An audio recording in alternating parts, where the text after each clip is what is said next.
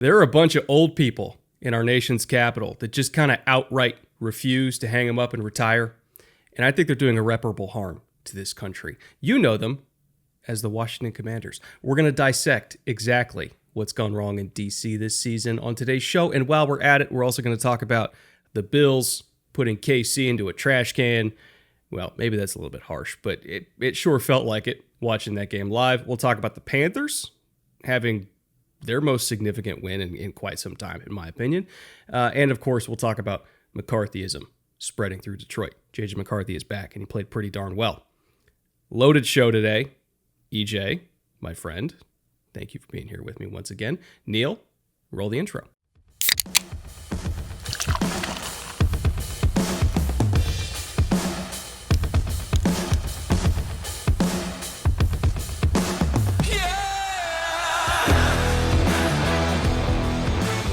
Welcome to the Bootleg Football Podcast. I'm Brett Coleman. That's EJ Snyder. I don't want to delay getting into these topics because knowing us, we're going to be talking about them for quite a long time. And even though we only have 4 teams to discuss, I guarantee you it's going to go over an hour. So, EJ, first things first, hello. And where would you like to start? I think with the spread of McCarthyism, it's a plague that needs to be... No, actually it's not. It's just JJ coming back to the Vikings. And like you said, he played pretty darn well. I know that you're going to spend a lot of time dissecting his performance and really picking it apart. So I'm going to flip to the other side really quickly because I don't want Brian Flores' efforts to be lost on the day. He threw some absolutely evil combinations at the Lions offensive line. Now, when I say evil, it really depends on your perspective. As an outside observer with no real stake in this game, I was like, ooh, that's cool. But if you were a Lions fan, you didn't think it was cool at all. They racked up 5 sacks and 10 tackles for loss. They had 19 pressures in true passing situations, 4 hits and 9 hurries, 26 total pressures if you're not counting true pass sets. Just had them reeling on the day. The Lions could not get their feet set and deliver the offense the way they like to. Flores used his linebackers in this one, Wilson, Cashman, and Pace, like attack dogs. He brought them in waves, and it was incredibly effective. One of my favorite things on the day is we always talk about offensive schemers. And to be fair, they get most of the love in this league. We always say, oh, they make everything look the same. They'll always set up in the same formation, same motion, and then they'll run a different play out of it. Flores did that with his defense. He made all of his pressures look the same. He ran some of his same pressures from earlier in the game, later in the game, but then brought either different or extra rushers. So even when the Lions thought they were learning from their mistakes, and they're like, oh, okay, he did this to us before, there were new mistakes to make because there were extra guys coming, and it kept them off balance all day. It was a beautiful, creative job of defensive play calling that gave Flores' team a significant edge on the day and really helped contribute to them winning that game. I know you want to flip to the JJM side of it all, but I didn't want that to be lost because, again, we spend a lot of time talking about offensive play callers. We're guilty of it too, but defensive play callers can have just as beautiful a day. Flores wasn't the only one. Mike Mack had a really good day yesterday in the nation's capital. We'll talk more about the Commanders in that one, but what they did on defense, the Hawks, also just a masterpiece. I would say that you saw a lot of that over on the Detroit side as well. Speaking of linebackers successfully rushing, Jack Campbell was just sent over and over and over again, and he kept winning. And there's something to be said for when a DC realizes that when he sends a linebacker, it's not just soaking up a body and protection. It's we actually want to try to isolate this matchup because we think that he's going to win just as much, if not more, than our actual pass rushers do. And when you have linebackers in this game that have 20, 25, 30% win rates, that matters a lot. Obviously, they don't have as many rush snaps as true defensive linemen do, but like Jack Campbell was responsible for 2 sacks in this game, whether he was the one getting it or allowing somebody else to get it by creating pressure and flushing McCarthy into somebody else. And, obviously Minnesota did a lot of that as well. So not every defense has that kind of weapon. But when you do have that kind of weapon, it really does make a big, big difference. That was a huge theme of this game. But overall, if we're talking about how the quarterbacks handled it, I thought JJ McCarthy did a phenomenal job. Again, he's 3 career starts in now.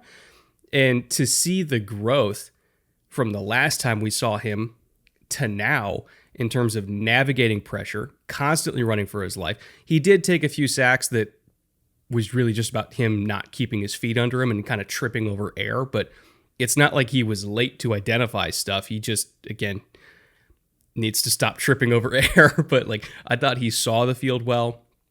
I thought that he did flash some mobility outside the pocket, like his rushing touchdown.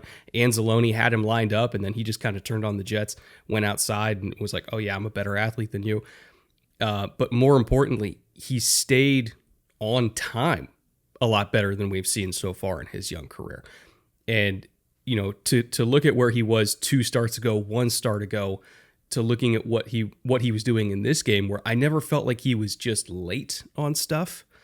Like, that is tremendous growth for a kid who's barely even played. So I thought that was really impressive. I'll kind of walk you through a few different highlight moments, both ups and downs, that I think tell a better story than the box score. Like, if you're looking at just his stats, 14 to 25 for 145 yards, something like that, I did not feel like that told the story whatsoever. If you actually watch the tape, you come away way more impressed than what the stats suggest. So I'll kind of walk you through a few different moments here. Number 1, first throw of the game to Jordan Addison. This one was incomplete, but this was an absolute dime. Should have been a touchdown. Addison dropped it at the pylon. I gave him a plus for that one. Like, I didn't care that it wasn't complete. I gave him a plus for that one. 2 plays later, threw it up to JJ, who has obviously better hands, got the TD out of it anyway. 3rd and 9 on the second drive. Another great ball to Addison while moving left away from Aiden. Dropped it in there, made it as catchable as he possibly could without really getting to set his feet.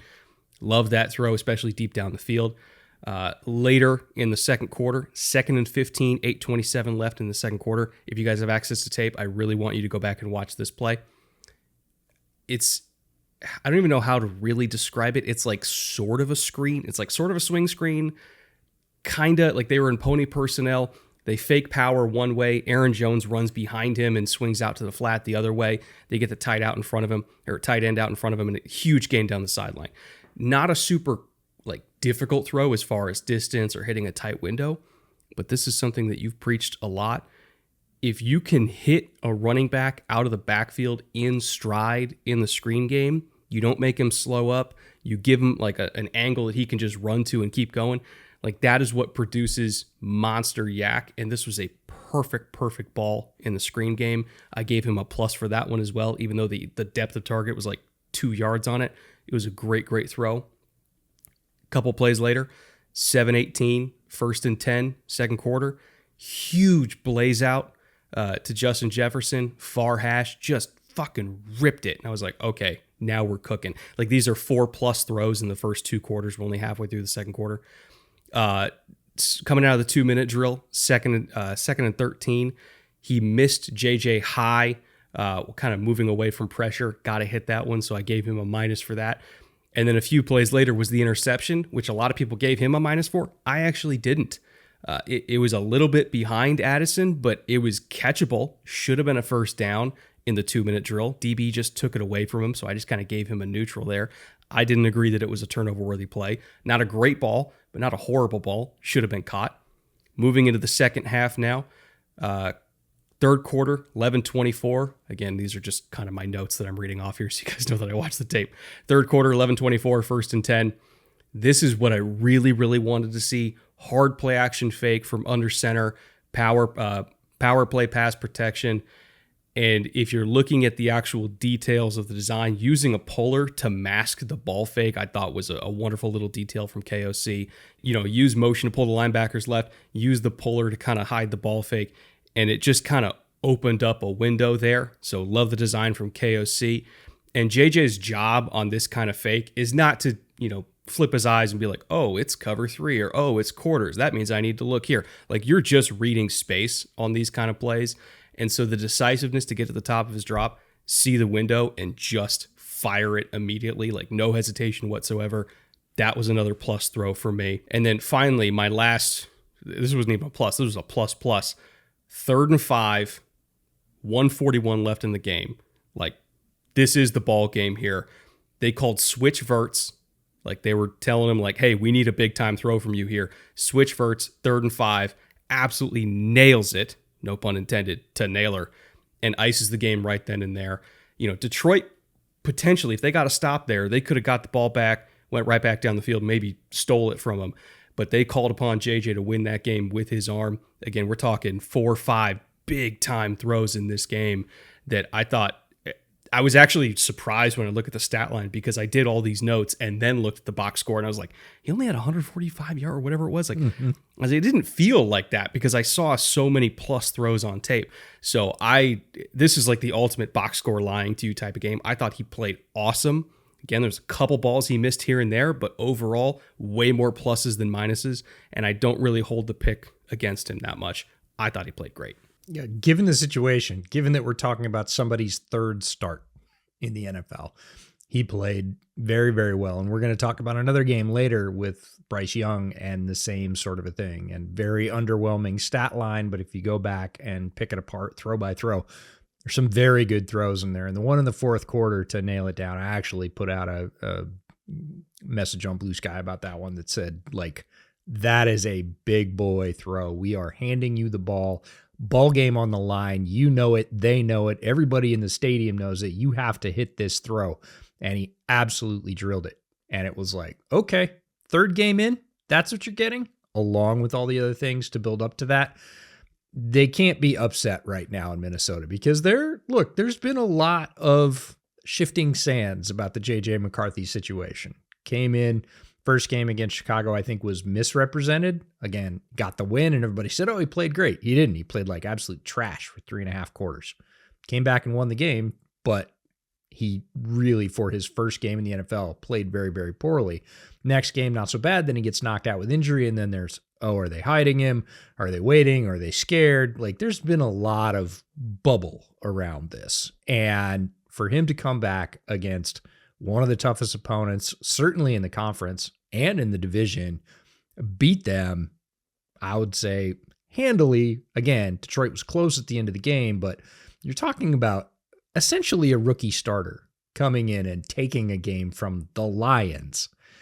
That situation matters. And that throw at the end really said to me, nope, KOC's seen what he needs to see.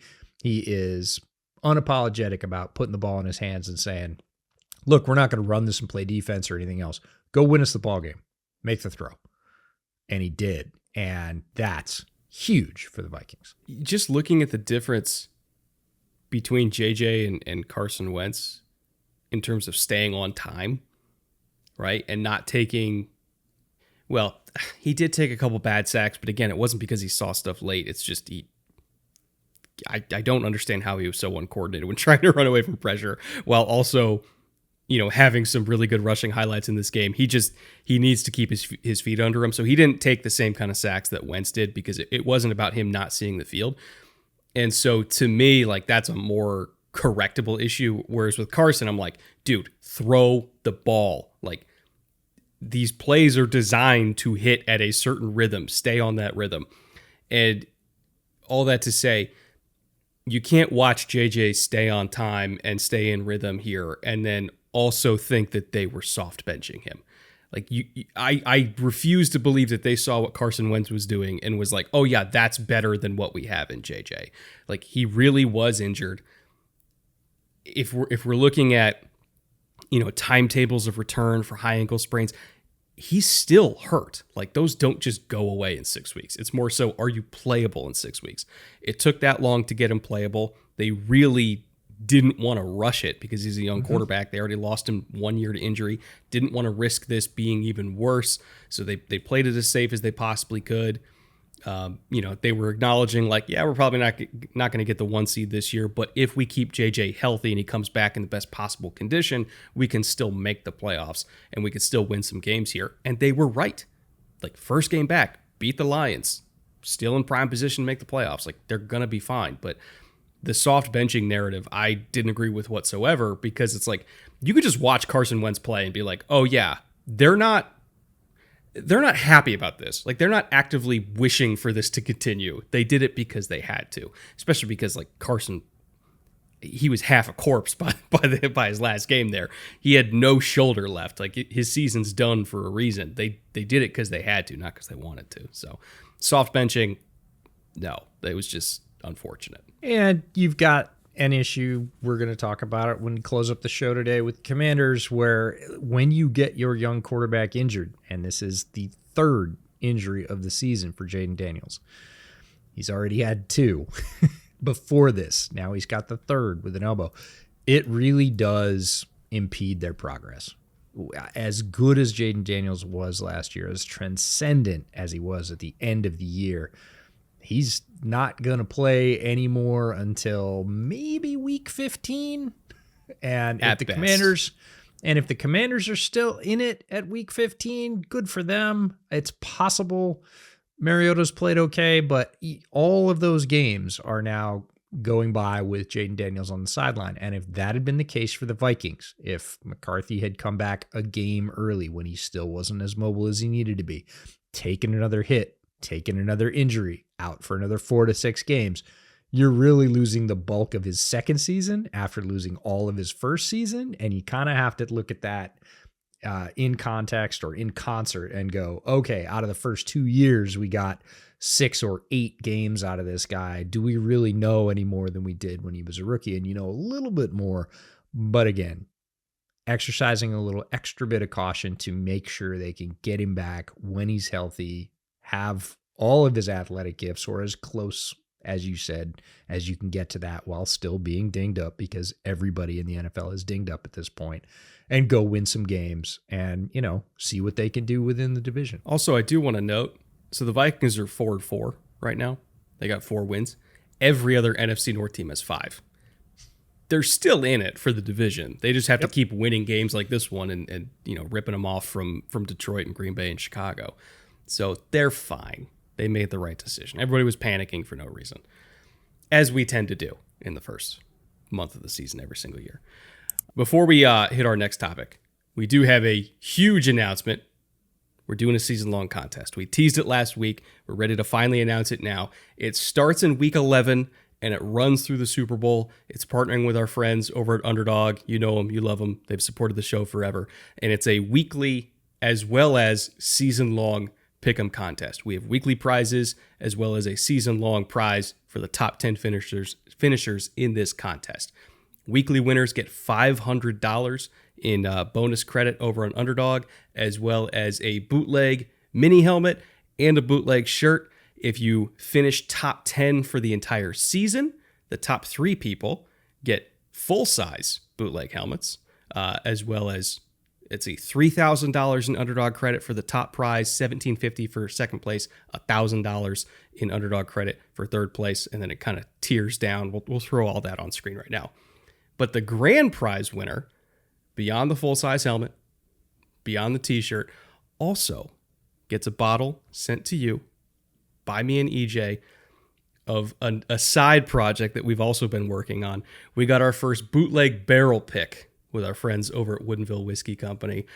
We did samples, we worked through different barrels, and we settled on one that both EJ and I love, but we also think you guys are going to love it too. Full disclosure, it's not for the faint of heart. I believe it was like 118 proof off the top of my head, EJ. It's aggressive, but we like aggressive whiskeys, and we think you guys will too.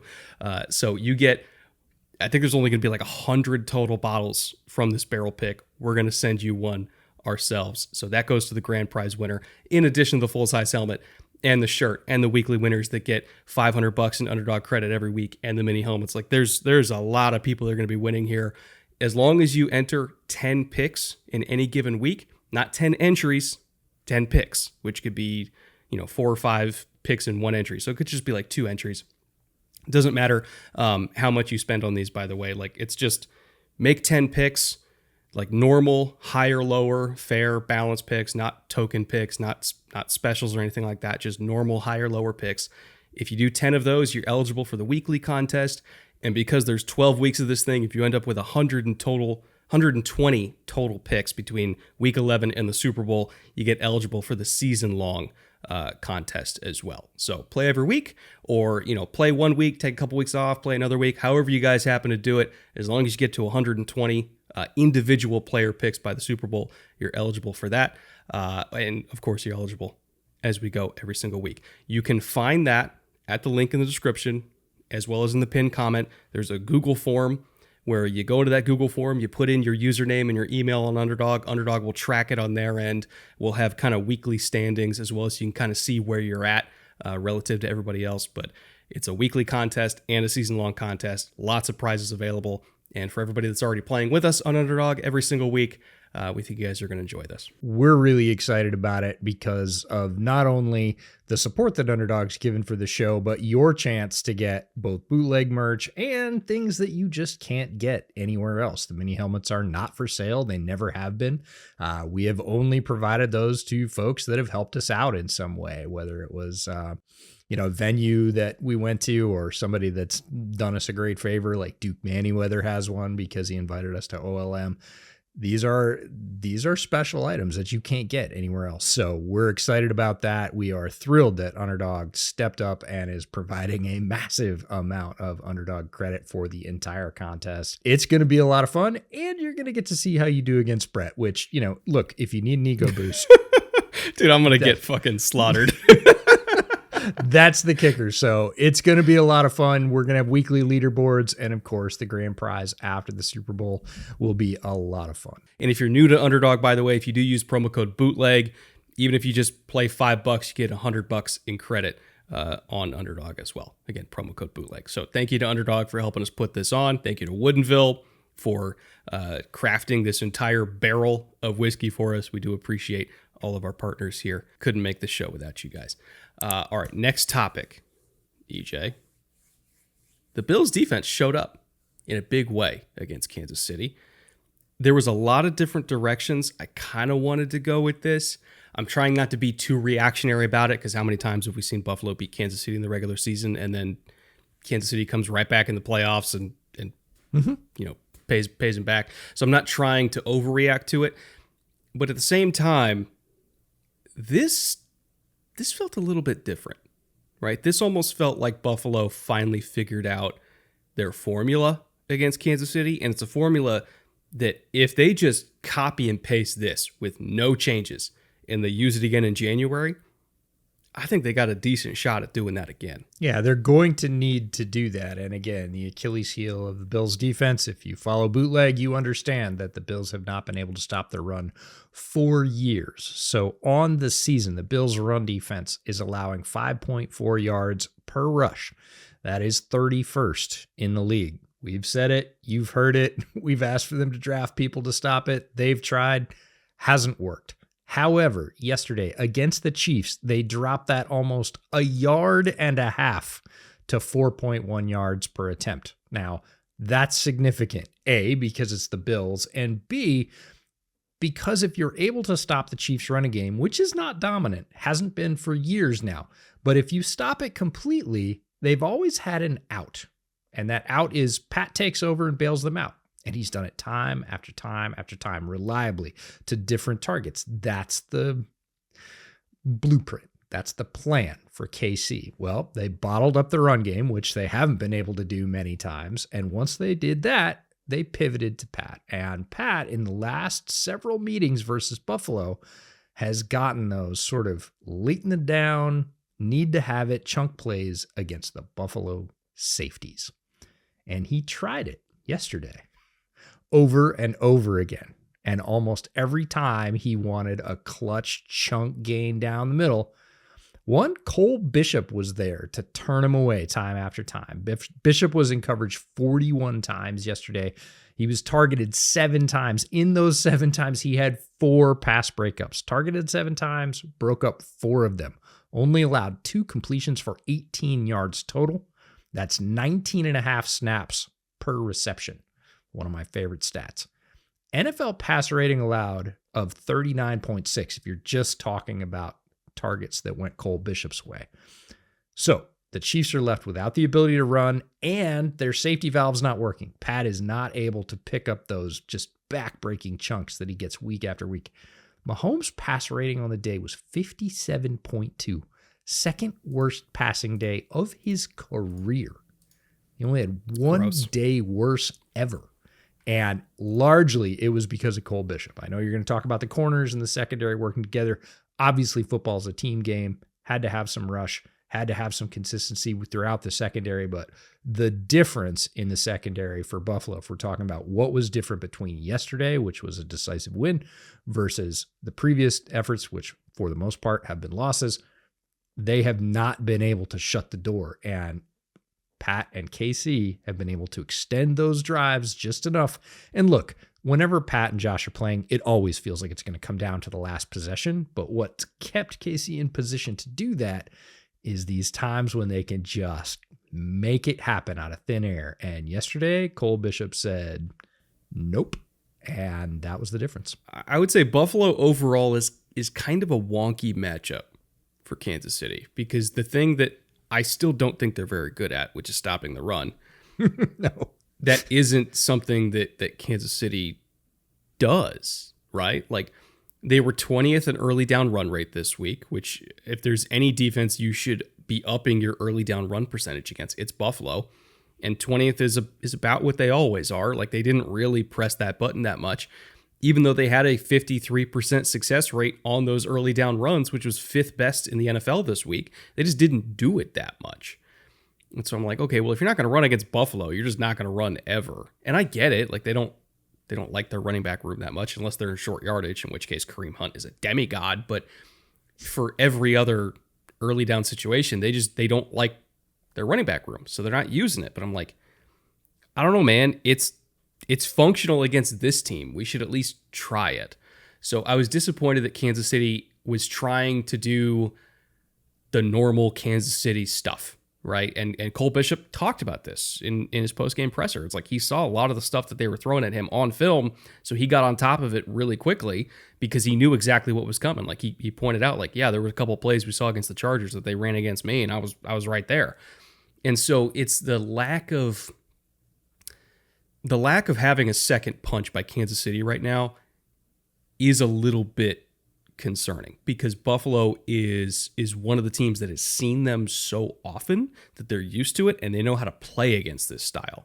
A lot of teams, like, Kansas City just runs right over them because they don't know how to handle this almost like basketball on grass play style of their pass game, where, you know, Pat is moving around, and I equate it to like an aggressive slashing point guard that's going to drive and kick. Like, that's Pat's style as a passer. He's going to run to his right. He's going to draw the defense up through his gravity, and then he's going to pick either somebody who's falling off and staying inside, which oftentimes is Travis, or he's going to find somebody who's working back to the boundary, and he's just going to see wherever the window is as the defense is closing on him, and he's going to hit whoever's in that window. But you saw Buffalo not really fall for that. They plastered on their guys. Like, somebody was taking somebody to the outside. Somebody, you know, was sticking to Rasheed or Travis, who was always just kind of hanging out in the middle whenever Pat ran to his right. And they just kind of stayed on him. And they were basically like, Pat, either you got to run or you're not going to get anything. And they always had one guy in front of Pat to discourage him from running. And so you don't really have any other punch here. Like, you have no other clubs in the bag, because Buffalo is one of the few defenses that has seen him so much over the years that they're used to that style.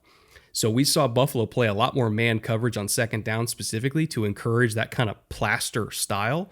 They were sixth highest in second down man coverage rate this week, way higher than their normal second down man coverage rate, because they know, like, they're not going to run, so we're just going to play man coverage.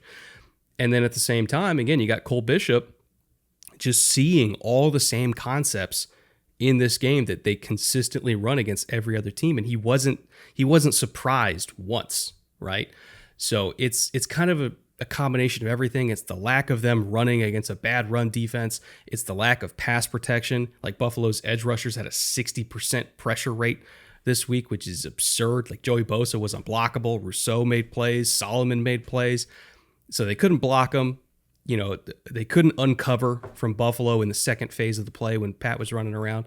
And they just were very unimaginative, in my opinion. So that's why I feel like Buffalo can replicate that in the playoffs, because I don't feel like Kansas City's going to throw anything different at them at this point. Like, unless they trade for Brees and decide to be a run first team all of a sudden, like I don't see another avenue for how Kansas City operates right now. So Buffalo has no incentive to change. You know what it reminds me of as we're talking through it?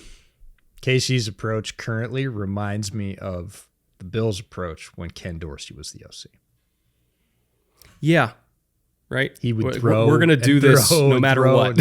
Yep. He would throw, and they wouldn't run, and they didn't have the running game. And that was the big shift, really, when Joe Brady came on as the offensive coordinator, and they sort of restarted this current run when everybody thought, oh no, they're going to be down in the tank and they're not going to be able to do this, and their window's going to close and everything else.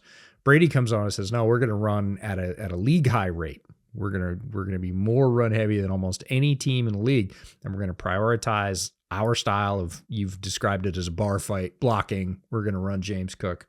We're going to give him a ton of touches, and that's going to be our base. And honestly, that's not that much different than what Ben Johnson did in Detroit and what he's now doing in Chicago. He wants to have a basis of the run, and then we can throw on top of that. But it's not unleash Josh Allen and let him throw first. And it feels like KC's attempt at the run, or to your point, lesser than attempts at the run, they didn't even really try and do it, is just basically handing it back to Pat and go, hey, go do your magic, throw it a lot. And that's where Buffalo was before Brady took over, and they sort of entered their current window. So it's these two teams, because they have played so many times and they are, like you said, incredibly familiar with each other, they end up mirroring each other in strange ways, and that's just one of them. I mean, you think about the defenses that Mahomes has struggled with this year to varying degrees. Okay, Chargers week 1, I get it. Worthy, like, they had him for 5 seconds in that game, kind of threw things off. I understand. But, like, if we're looking at Jesse Minter's defense, and especially the Chargers defense, like, they are very familiar with this style of play. So they were not caught off guard by the style of the Chiefs passing game whatsoever. So they handled it pretty well overall. You look at the Vic Fangio Eagles defense. Vic Fangio's played against Mahomes as much or more than any other defensive coordinator in the NFL since Mahomes became the starter there, because obviously Vic spent time in Denver, and then the Eagles have played him multiple times, Miami. So Vic's seen him a lot, so he's got a good solid plan. And then, of course, Buffalo plays them twice a year at this point. They're basically a division rival. So all these teams that have the book on Kansas City have played well against Kansas City.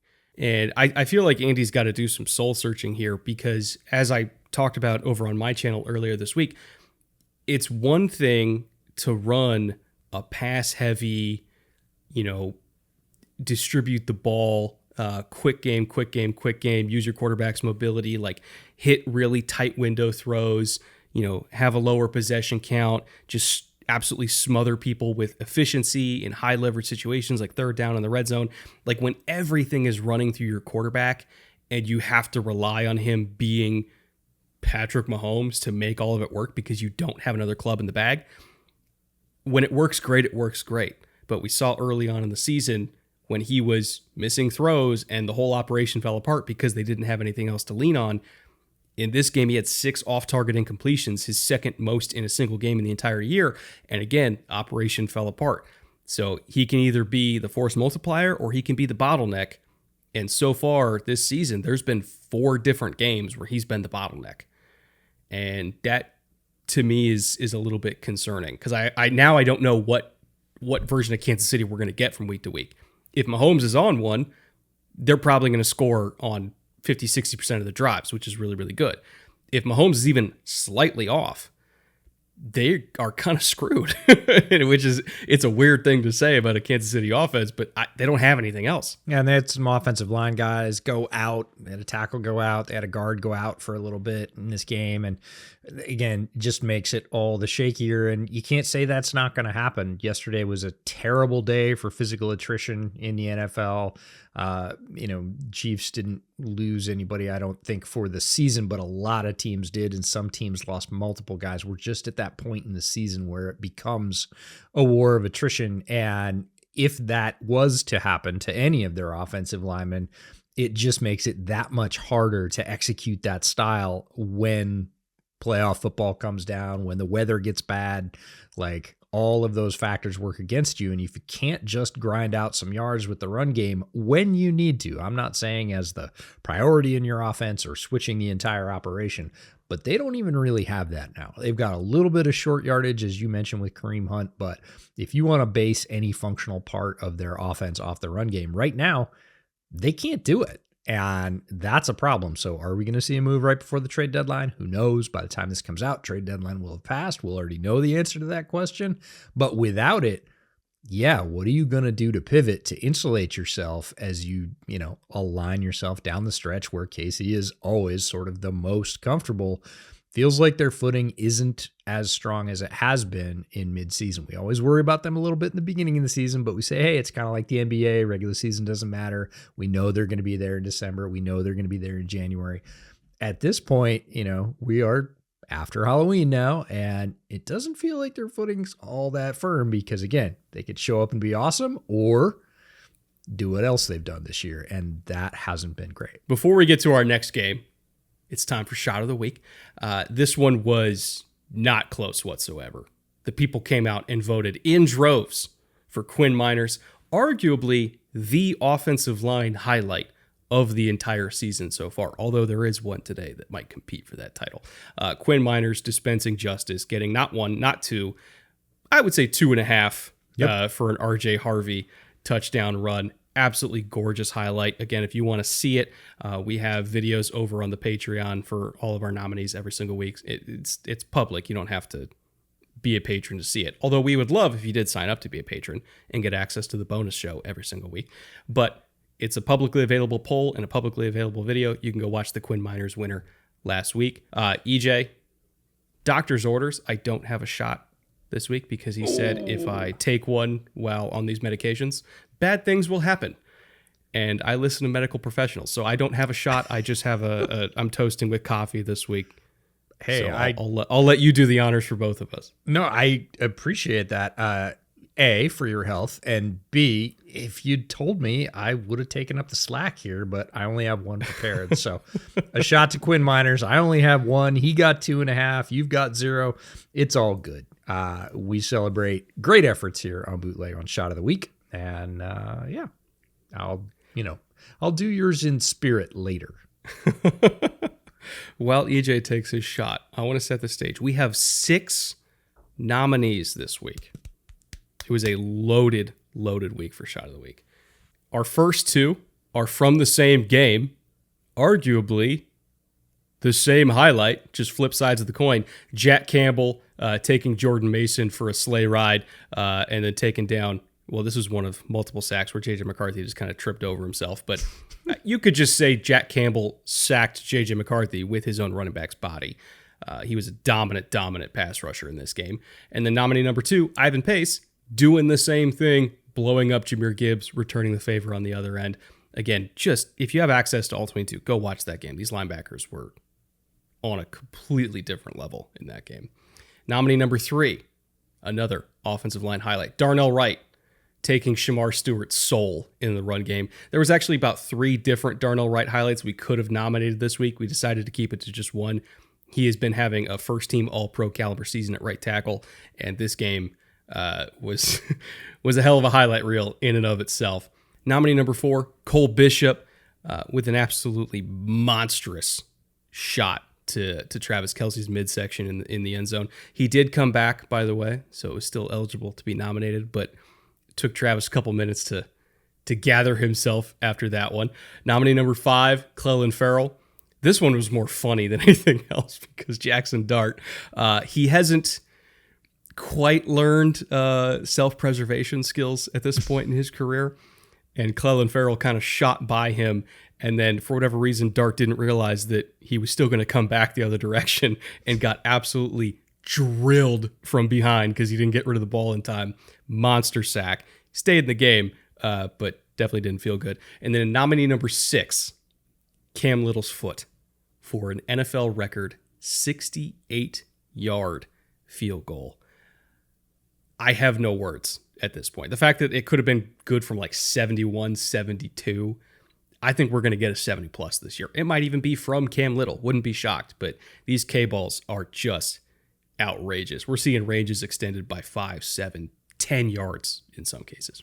Yeah, I'll see if I can find the tweet, but when we were on the field at the Combine, actually the day before it started, we were just doing some AV testing and cameras, and you were working with lenses and whatever else, and I walked out to the middle of the field because nobody was out there, and I sat at the point where you would kick a 65-yarder, and I took a picture and said, this is the view. This is the kicker's eye view of 65 yards, and obviously the goalposts looked tiny and very far away. To think that it was farther than that and successful by several yards, it didn't just barely clear the bar, it would have been good from 70, is redonkulous. So we got, again, 6 nominees for you. Go over to the Patreon public poll. Again, don't have to be a patron to vote on it, but we would appreciate if you became a patron. That is linked down in the description below. All video for all 6 nominees is available for you to decide. Now, next game on the docket. One of the most significant wins in recent Carolina Panthers history also happens to be the second time already in the first half of this young season where Packers fans have had a complete mental breakdown because they don't know what to think of their own team. Every single time they get just like a little bit of confidence, this keeps happening. I personally am struggling with what the Packers are this year. I still can't quite figure them out all the way. I've seen the high highs. I've seen the low lows, which are generally self-inflicted. And I know they're a lot better than this, but at the same time, I feel like I haven't seen them prove that they're a lot better than this all that often this season. So I don't know what we're getting from week to week. They're one of the most inconsistent teams in the league. And simultaneously, the Panthers are one of the most consistent teams in the league because when Bryce Young is starting since week 2, they're 5-1, right? We know what they're going to do every single week. They're going to run the ball with Rico Dowdle. You know, their offensive line, despite all their injuries, has been kicking ass and taking names. Their defense has been opportunistic and way more efficient in the last, well, again, if you take out the Andy Dalton apocalypse, way more efficient in the last 6 weeks than they were in the first couple. Like, this is just a legitimately good team with a formula that is replicatable. You got it. There we go. I get there eventually. Yep. But they have a replicable formula every single week. And I feel like the Panthers' identity as just efficiency monsters ran up against a very inefficient team in the Packers. And we see the results. Like, the Packers are more talented. They got the better quarterback. Probably got the better coaching staff. Didn't really matter because this team constantly finds a way to shoot itself in the foot, whereas the Panthers are ready and able and willing to capitalize on your own mistakes. And Canales and the Panthers, I want to highlight what they did because they have a very narrow ridge to walk because of that talent gap. Because the Packers, as you said, are the more talented team, have more quarterbacking talent, have more defensive talent for that matter. To win a game like that, especially in the NFL, the margins are incredibly narrow. You've got a little tiny ridge to walk, and if you fall off either side, that's going to be the end of you. I want to highlight how hard this is specifically against the Packers. Matt LaFleur has been the coach of the Green Bay Packers since 2019. In that time, his record at home before yesterday was 41-12. The Panthers rolled into town and handed him just his 13th loss at home ever as a head coach. With only 13 total home losses in 6.5 seasons as a head coach, he's averaging just about 2 a year out of 8 average home games. He has a winning percentage of .759. That is second in the league to Andy Reid at .765. So, I mean, too long didn't read version. Beating the Packers in Lambeau is incredibly difficult to do, and almost nobody does it. To come in with a talent gap and beat them, Canales had to get everything right in this game, from the initial call of whether or not to kick or receive the ball. They had to limit possessions, basically take the air out of it because they weren't going to be able to keep up if it got away from them on either side of the ball. And they basically did everything right. It's every game in the NFL is a series of decisions. And Canales and the Panthers made the right decision enough times in a row to beat the Packers in Lambeau, and that's something that almost nobody does. So how did they do it? Well, easy answer is Rico Dowdle is a superhero.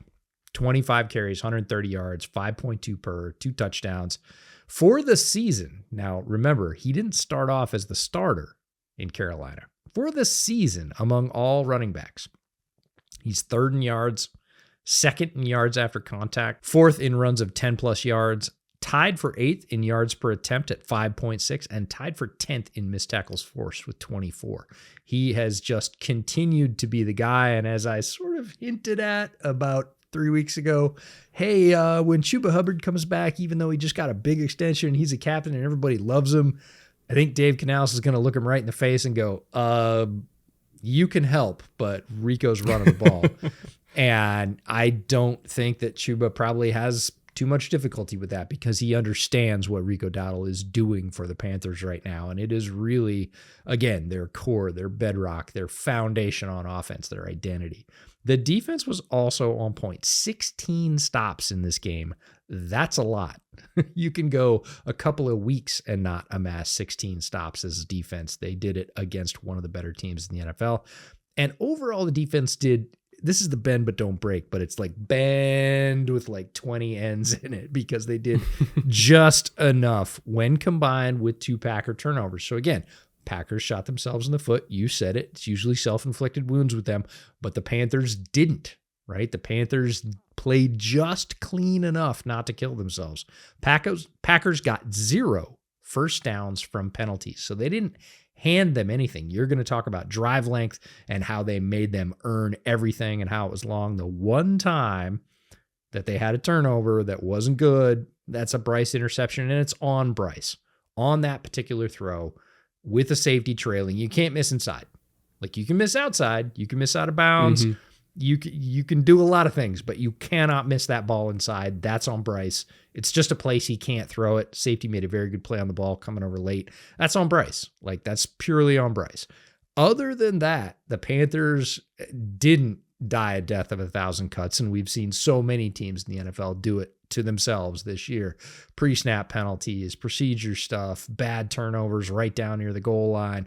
Like if you stack too many of those things, even against a team that is, I'd say, a match for your talent, you're not going to come away with a win. If you stack just a few of them against a more talented team on the road, you're going to fall off the ridge and get nothing.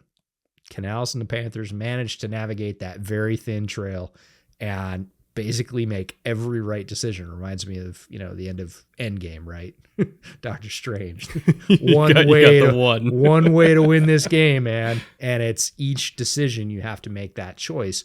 And they did. And you're not wrong. It is one of the most significant Panthers wins in a while. It is a loss that's going to sting the Packers because they're going to go away, of course, in their heads and say, we should have won that game.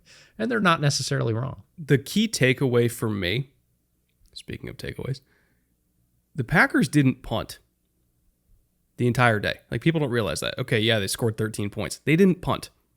They had 7 possessions. Well, both teams only had 7 possessions. That's not a lot. Again, the average in the NFL is 10. So you're only going to score a set number of points per drive. Each possession is capped at, like, the maximum you can score is 8 points. Most teams are going to score either 3s or 7s. And so if you only have 7 possessions in the game, 2 of them are turnovers. Another one's a turnover on downs in the red zone because they didn't kick a field goal. And then another one was a missed field goal, which maybe contributed to the decision to not try to kick the field goal later in the game. But that's 4 out of your 7 possessions that you throw away, right? So they didn't punt the entire game. They had a lot of offensive success. Their average plays per possession was over 9. And if you take out the one possession that was the interception, which was a horrible interception by Jordan Love, like it's 1st and 10, and he's chucking it down the field into like literally 3-on-1, 30, 40 yards down the field. I'm like, Jordan, what the hell are you doing? I have no idea why he did that. I think he was just kind of frustrated and wanted to get a chunk and didn't want to be patient. But if you take out that one interception drive, which was only 4 plays long, every other Packers drive on the day was 9, 10, 9, 13, and then 12 plays long. They had a lot of success, like a lot of success with the ball. until they got into these high leverage situations, third down and in the red zone. And it wasn't just the penalties. It wasn't just the fact that they had negative yardage in the red zone because of those penalties until the last drive that they got down there. It was just kind of all of it mixed together, right? It was the ultimate Packers game. And I mean that in a bad way. Yep. Where you look at the stats, like the time of possession and the yards per play and the efficiency and the sustaining, and you're like, they should have 30 points right now, and they don't, because of all these mistakes that they constantly make, and when they shoot themselves in the foot. And if you're a team that is intentionally suppressing the total possessions in a game because they also like to be like the Chiefs, where, if they have 7-8 possessions in a game, they're happy because they think that they're going to win on efficiency. But then they're not actually an efficient team. All of a sudden, you can go from being a force multiplier to a boat anchor really, really quickly. So stylistically, I feel like they're just kind of playing the wrong brand of football for what they are. I think that they should be a higher volume team. I think that they should really lean into their explosiveness down the field. I think they should give themselves more margin for error, by just letting Jordan throw down the field more. And if he turns it over, he turns it over. But like, we know we're going to get just as many big time throws out of it as we do turnover worthy plays. So like, just kind of lean into that volume. But they don't want to do that. They don't want to do that. Mina had a great quote like a month ago where she was like, Packers, you're hot. Take your glasses off. And like, I 100% agree. Like, you're good. Just be good. And they won't let themselves. And it's going to be even harder now because they lost Tucker for the year with an ACL, who's their best non-Jordan Love offensive player. So I don't know, man. It's frustrating to watch. I'm not even a Packers fan. I'm frustrated by it because I just feel like the identity and the philosophy don't match each other. And it's very difficult to change that midstream. And whether that's midstream in a game or certainly midstream in a season and just kind of go the other way, it's very easy for us as fans and analysts to say, well, just do something else. When you have built an entire offseason and a roster building strategy and a game plan that really this is the way, this is our brand of football. This is the way that we want to play it. This is how we want to be complementary on offense, between the offense and the defense, with special teams, whatever it is. It's very difficult to just kind of, people talk about halftime adjustments. Like you could just go in and, erase the whiteboard and go, okay, we're going to do things completely differently. We're just going to open it up, start chucking it down the field. Like it doesn't work that way mentally and physically.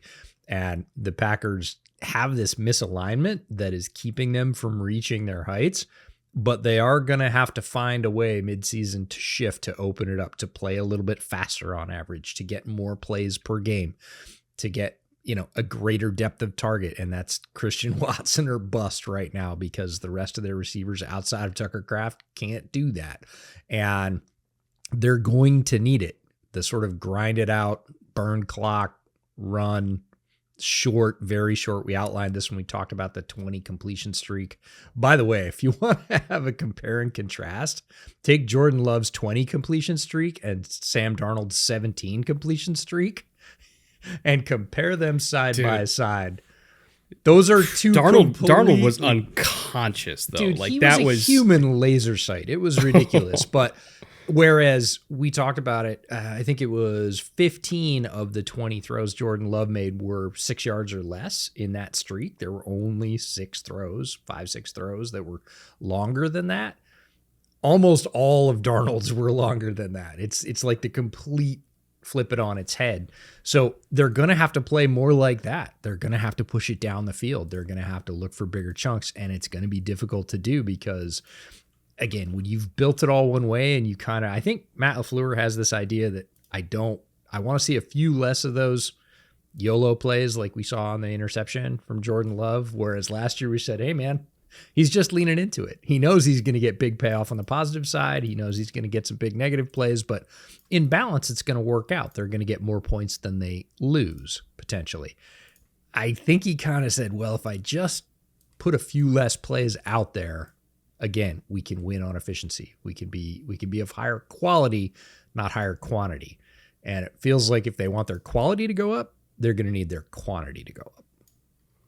Just for the sake of having the number to back it up, Sam Darnold in the first half of that game when he was perfect, average depth of target, yes, 10.6 yards down the field. That's fucking nuts. Dude. The average completion was 17, I think, with Yak. Adjusted completion percentage 94.4% on an ADOT of 10.6. Like come on, man. Like there's nothing you could do about that.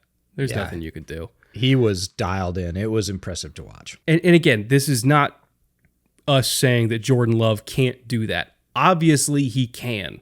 Like we've seen Jordan Love have heater games before, similar to that. I would argue that the Washington game back in week 2, Jordan Love played a similar quality of football to Sam Darnold this week. It's just between Dubs getting injured and drops and penalties, like it didn't show up statistically, but like I've seen Jordan Love play like that before. So I know he can. I just want LaFleur to, let him.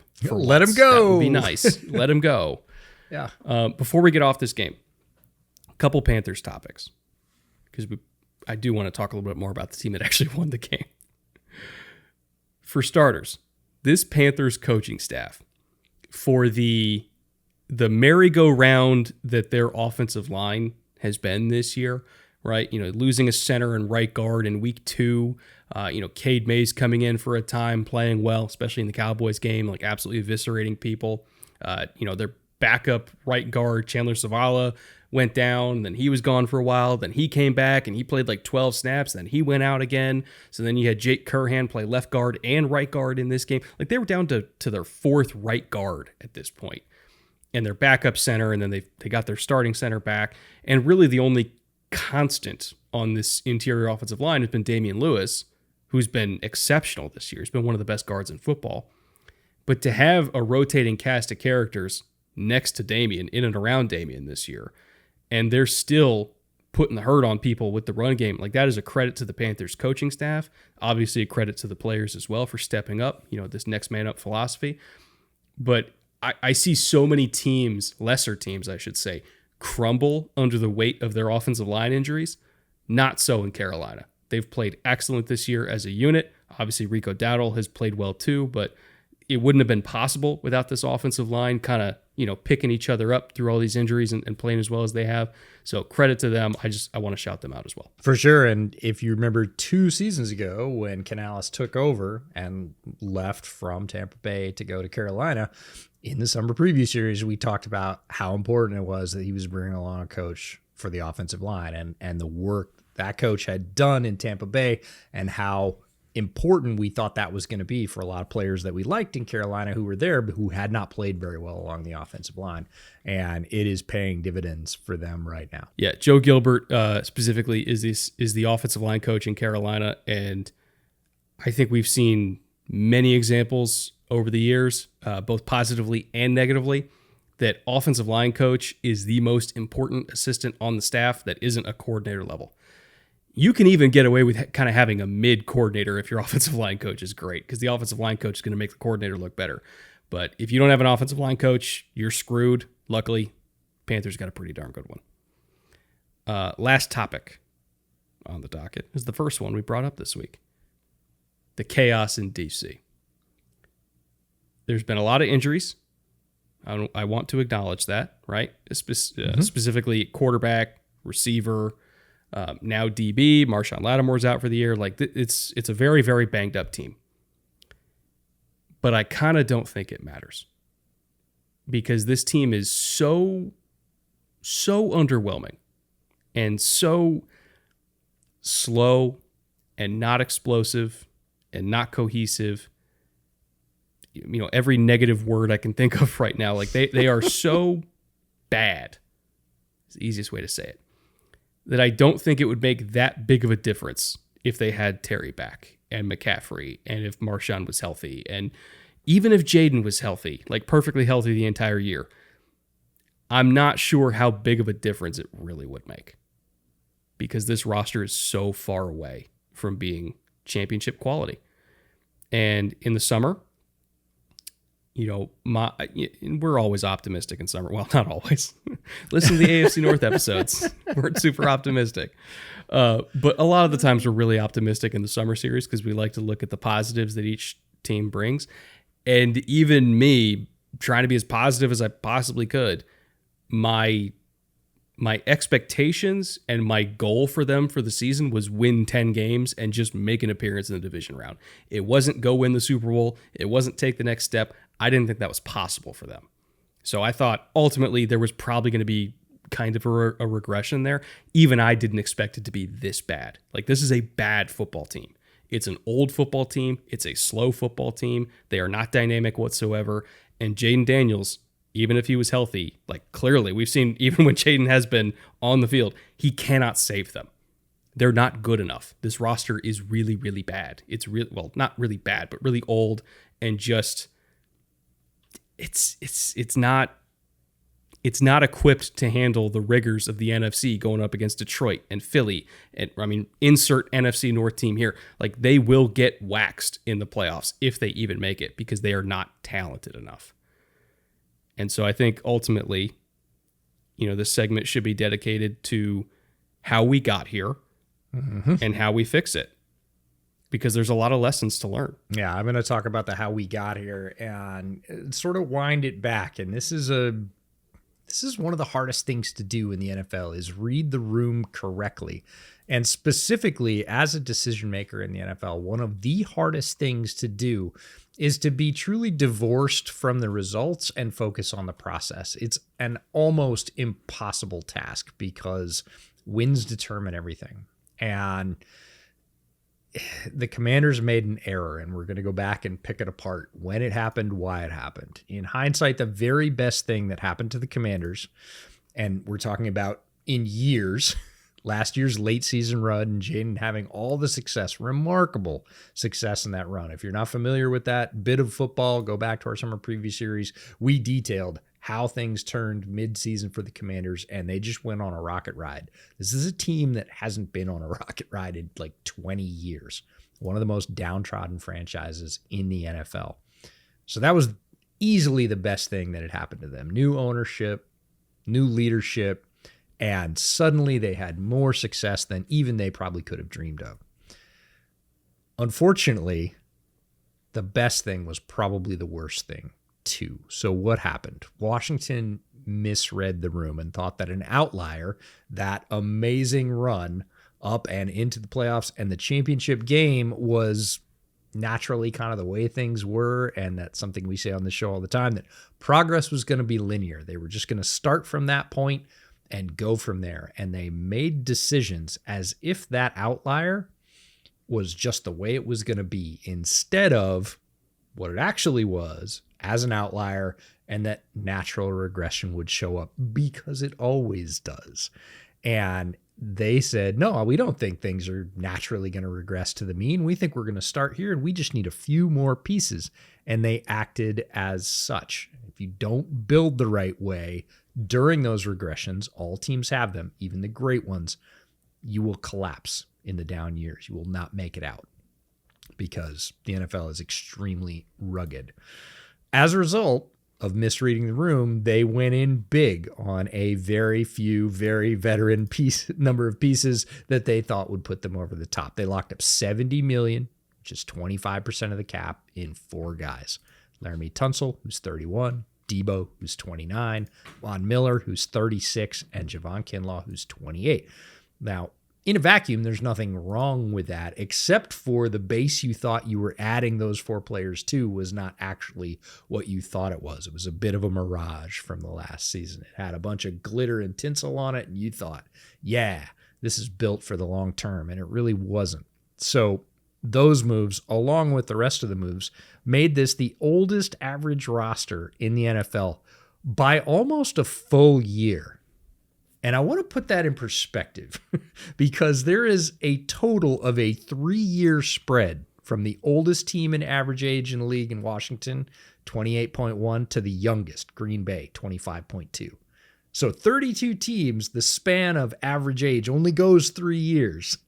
And Washington at 28.1 is almost a full year older than the second oldest team, Pittsburgh at 27.3.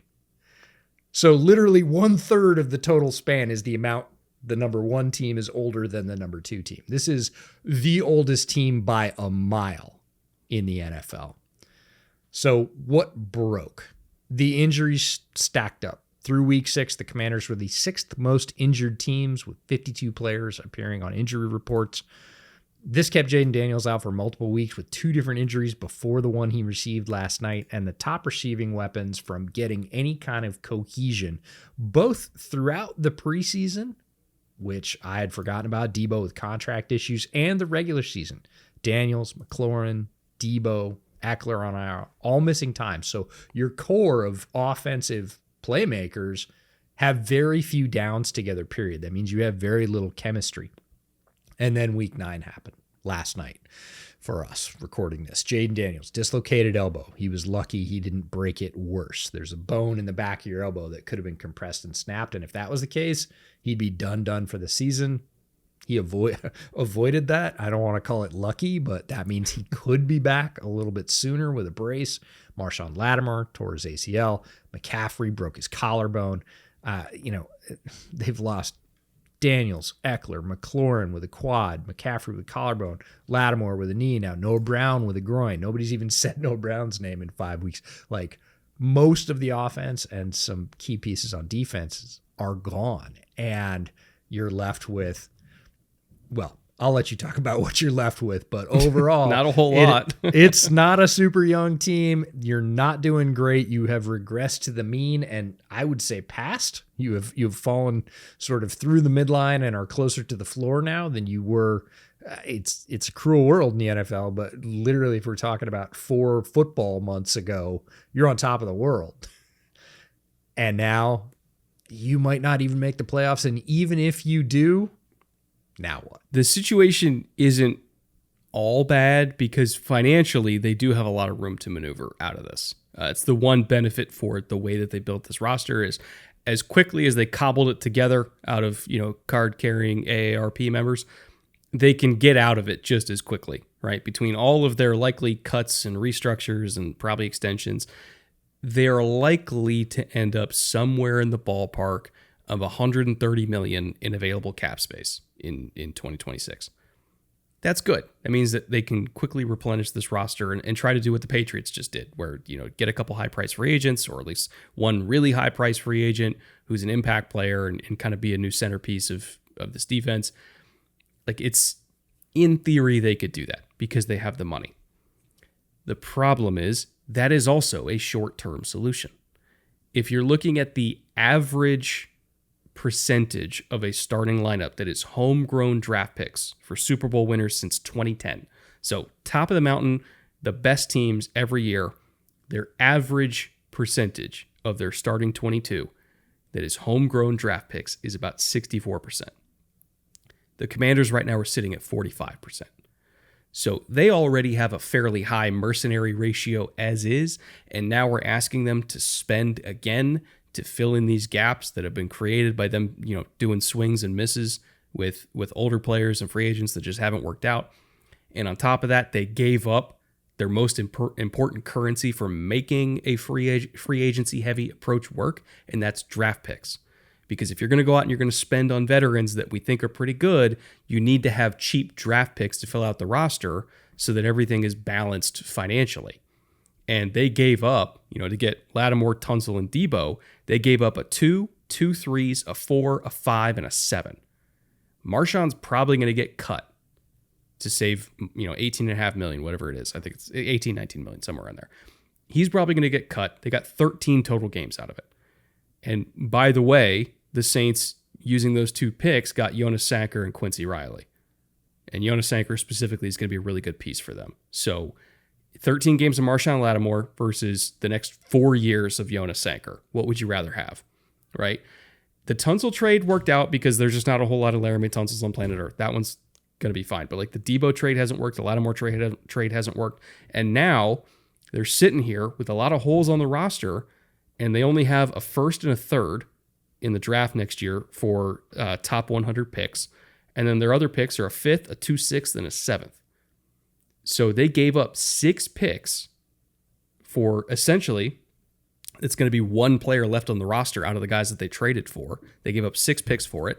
They're going to have to spend a whole lot of money in free agency to fill in those gaps from not using those draft picks on homegrown talent. And the draft picks that they do have to try to get cheap homegrown talent, they only got 2 in the top 100. So the hit rate on the 5th, the 2/6, and the 7th, like unless they draft out of their minds and are hitting on day 3 picks, like they're still going to be behind the 8 ball as far as roster construction goes. So it's a really, really tough situation. They basically have to thread a lot of needles while hitting all the green lights at the same time to get out of it. And I'm just not sure that they're going to be able to do that. I'm really not.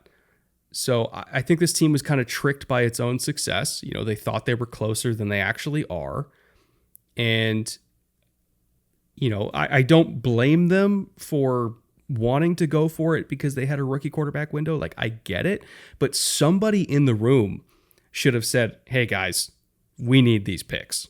Like, let's not trade for Debo. Like, let's not trade for Marshawn Lattimore. Like, that's a misevaluation of what those guys are at this point in their careers, and they're paying for it. Somebody should have stood up and said, this is a bad idea. And nobody did. And now they don't have assets. Yeah, and it limits their options going forward. It's not that they can't do it, but while they do it, because it's going to take a little time, no matter what, every year is a new team in the NFL. You're burning Jaden Daniels' rookie window. And then it gets really, really expensive. Then it gets big boy expensive in the NFL when you have to pay Jaden Daniels because you're not letting him go anywhere, assuming that he can stay on the field. And, you know, I think he's shown a decent ability to do that throughout his first year. This year's been less so, but injuries, much like interceptions, can be cyclical. And when they have to pay him, they're not going to have that financial flexibility. All that money that you just mentioned they're going to have and more is going to be in his pocket. Is going to have to be an escrow to go to his contract. So while you're burning this time to kind of do a mini reset, is it impossible? No, with what you've laid out, they have flexibility. It's not the most traditional flexibility, but again, they could patch it together and make a run next year, or at least a return to mean. But then what? Because they don't have a full draft for at least a couple of years, and they've got a bunch of lower picks.